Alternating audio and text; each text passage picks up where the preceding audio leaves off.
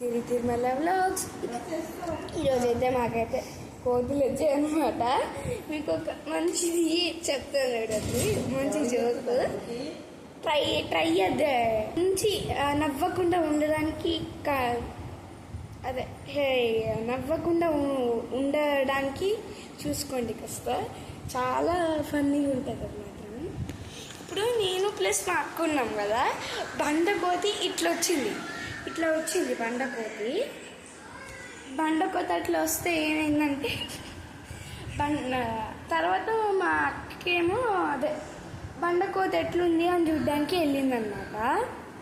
ఉందో లేదో అని చూడ్డానికి వెళ్ళిందనమాట. మెస్ డోర్స్ ఉంటాయి కదా, మెస్ డోర్ కొంచెం తెంపి లోపలికి వచ్చేద్దాం అనుకుంటున్నారు. డోర్ వేసుకున్నాము.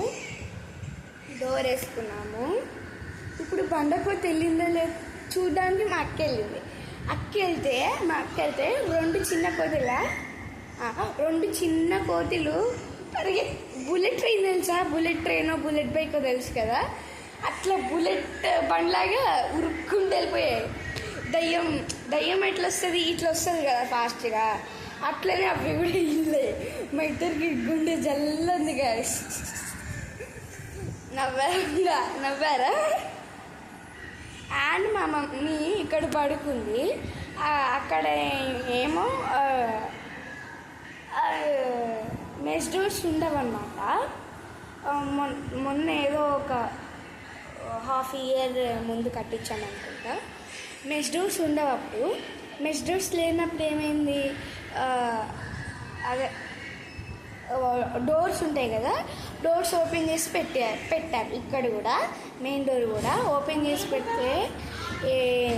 చేస్తే రెండు కోతులు వచ్చి ఒకటి సగం పైన ఉంది. మా మమ్మీ ఏమో ఇక్కడ మంచం ఉంటుంది పక్కనే, మంచం మీద పడుకుంది. ఇదిగోండి కోతి అక్కడి నుంచి వచ్చేసి ఇట్లా వెళ్ళిపోయింది. అక్కడ క్లోజ్లో ఉంది కదా, అలా వెళ్ళిపోయింది అనమాట.